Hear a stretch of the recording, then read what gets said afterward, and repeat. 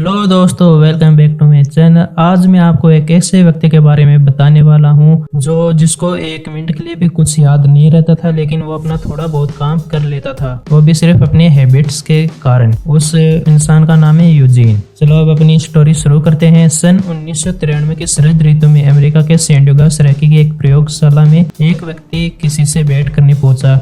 यह व्यक्ति वही व्यक्ति है जो आदतों के बारे में हमारी समझ को बदलने वाला था। वह नीले रंग की कमीज पहना हुआ 6 फुट लंबा बुजुर्ग व्यक्ति था। उसके सफेद बाल इतने घने थे कि किसी महाविद्यालय के 50वें पुनर्मिलन समारोह में सबके मन में ईर्ष्या पैदा कर दे। गठिया की समस्या के कारण वह जरा लंगड़ाता था। अपनी पत्नी का हाथ पकड़कर वह उस प्रयोगशाला के हॉल में धीमी गति से चल रहा था, मानो उसे पता न कि आगे क्या होने वाला है। लगभग 1 वर्ष पहले की बात है। यूजीन पोलियो उर्फ ईपी लॉस एंजिल्स शहर के समुद्र तट पर बसे प्लाया देर के अपने घर पर था। रात का भोजन बनाते समय उसकी पत्नी ने उसे बताया कि उसका बेटा माइकल उससे मिलने आ रहा है। अब यूजीन उससे प्रश्न पूछता है कि कौन माइकल? तुम्हारा बेटा जिसे हमने पाल पोस कर बड़ा किया है, उसकी पत्नी ने उससे हैरान होकर कहा। पर इसके बावजूद यूजीन ने भावशून्य दृष्टि से एक बार फिर वही सवाल किया, माइकल कौन है? दोस्तों, इस व्यक्ति को कुछ भी याद नहीं रहता था, लेकिन यह व्यक्ति कुछ काम कर लेता था अपना। चलो हम देखते हैं आगे क्या होता है इसकी स्टोरी में। इसके अगले ही दिन यूजीन के पेट में ऐंठन पड़ी और वह दर्द से छटपटाने लगा। उसे उल्टियां भी होने लगी। अगले 24 घंटों में वह इतना कमजोर हो गया कि बेवरली उसकी पत्नी घबराकर उसे अस्पताल ले गए। उस समय यूजीन को 105 डिग्री बुखार था और अस्पताल में उसका बिस्तर पसीने से लथपथ हो चुका था। वह बेहोश भी हो चुका था। जब उसे होश आया तो वह इतना आक्रामक हो चुका था कि जब भी कोई नर्स उसके हाथ में सलाइन लगाने आती तो वह उसे धक्का देकर चिल्लाने लग जाता था।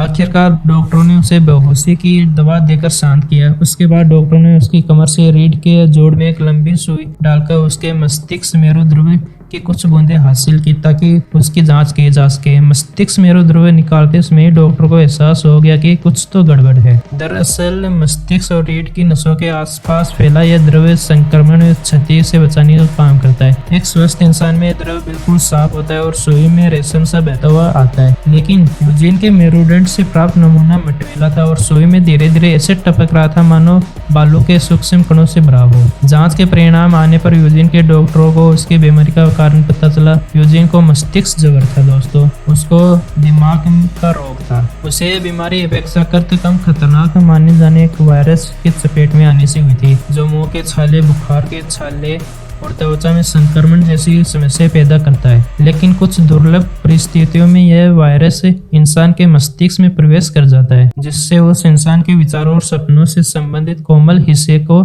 नष्ट कर देता है, जिसे कोई लोग आत्मा का निवास स्थान भी मानते हैं। इससे गहरी हानि पहुंचती है। यूजीन के डॉक्टरों ने बेवजह से बताया कि यूजीन के दिमाग को जो क्षति पहुंची है उसे ठीक करने का कोई उपाय नहीं है, लेकिन इस वायरस को और अधिक फैलने से रोकने के लिए वे यूजीन को एंटीवायरस की एक बड़ी खुराक दे सकते हैं। वह एंटीवायरस देने के बाद यूजीन कोमा में चला गया और 10 दिनों तक मौत से जूझता रहा। लेकिन धीरे धीरे दवाओं ने अपना असर दिखाना शुरू कर दिया और आखिरकार उसका मस्तिष्क ज्वर ठीक हो गया। वह कोमा से भी बाहर आ चुका था। हालांकि यूजीन का जीवन तो बच गया, लेकिन वह बहुत कमजोर हो चुका था। उसे कुछ निकलने में भी तकलीफ हो रही थी। कोशिश करने के बाद भी वह एक वाक्य पूरा नहीं बोल पाता था। कभी कभी तो वह अचानक ऐसे हाँफने लगता मानो कुछ क्षणों के लिए सांस लेने भूल गया हो। कुछ ही दिनों में यूजीन का स्वास्थ्य बेहतर होने लगा। डॉक्टरों ने एक बार फिर उसकी जांच की। इस जांच के परिणाम देखकर डॉक्टर हैरान थे, क्योंकि यूजीन का तंत्रिका तंत्र, नर्वस सिस्टम और शरीर का एक बड़ा हिस्सा वायरस के आक्रमण से सुरक्षित है। वह अपने अंगों का उपयोग सहजता से कर सकता था और आवाज व रोशनी आदि के प्रति सही प्रतिक्रिया दे रहा था। हालांकि उसके मस्तिष्क की जांच के परिणाम चिंताजनक थे। स्कैनिंग रिपोर्ट में डॉक्टरों को उसके मस्तिष्क के बीचों बीच एक धब्बा नजर आया।